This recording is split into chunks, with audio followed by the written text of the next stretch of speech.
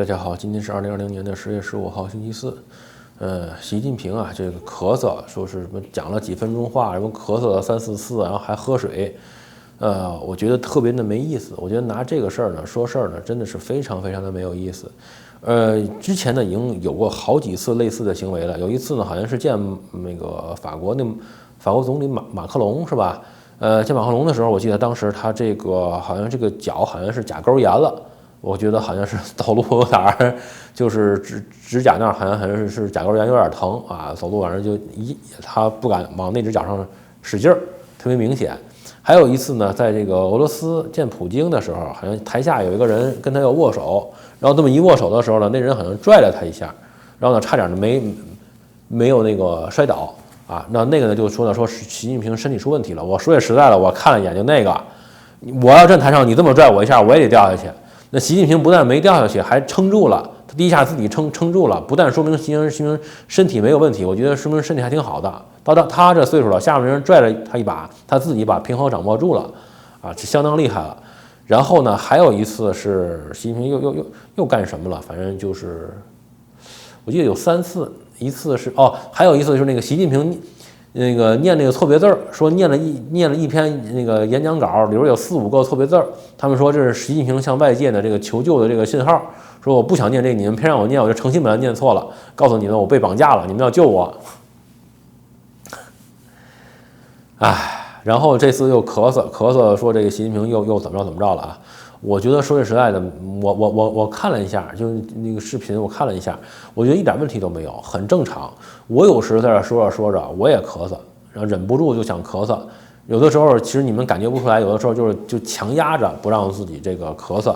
有的时候是什么呢？有的时候它这儿有点脏了之后呢，你看呢，其实我跟你说就特别简单。我发现有点卫生纸吧，在这儿撕点卫生纸，你就这么撕点卫生纸，你这么一撕的时候，你如果不小心了。它有一点粉尘出来之后呢，然后你在这个说话一吸的时候呢，不小心有一点儿进了你这个嗓子里边，你知道吧？特别难受，咳吧，它咳不下来，它就贴在嗓子上，还特别痒，知道吗？我就好几次我发现都是这个，就说着话的时候，有时候你没有拿那个鼻子去吸气，拿嘴一吸气，有一点小东西，不知道为什么啪一下贴在你的嗓子那儿了，哇，特别难受。或者你吃饭的时候留了一点东西，不按说有点渣子什么的，就正好那么一吸的时候，正好一下贴在嗓子上，然后特别小的那种小东西，你知道吗？特别不好下来，你知道吗？我就容易出这个事儿。尤其呢，你在说着话，你说你平常你要不说话呢，你稍微的，就是说去处理一下。但由于呢你连续说话，对不对？你呢又稍微咳一下，想让它过去，完了反而就过不去，然后再喝点水呢，再弄，反正就是这个，因为我觉得你经常讲话的人，你都会发现经常有出这种问题。这点来讲呢，还有一点就是说，我们这都是业余的，都没有这个科班这个培训过。你看人家，我觉得你看典型的，你像那个江峰特别明显，就是说，我觉得他要不就是自学，要不就受过那个播音员那个培训。他这个就是说讲话的时候，他那个发音那个部位就是非常的稳，是吧？就给人感觉好像这个就以前就是播音员出身那种感觉的，就是他们非常知道正确的这种发音方法是什么。我呢这种就有问题。其实我这种说话方法其实就是有点这个伤嗓子，而且呢很容易就是说呢引发这个咳嗽和不舒服。我也没学会到底，我到现在也没学会，也没人跟我说。以后有机会找个什么播音员学，这到底应该用哪儿说话？还有一个典型的是那谁呀？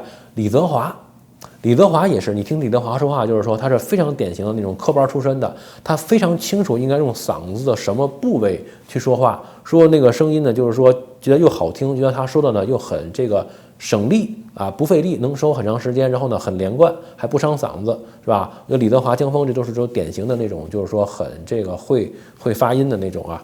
那习近平呢，就你一听也是，就是跟我一样，就是属于那种扯，我妈经常说扯着嗓子在这儿喊的那种，你知道吗？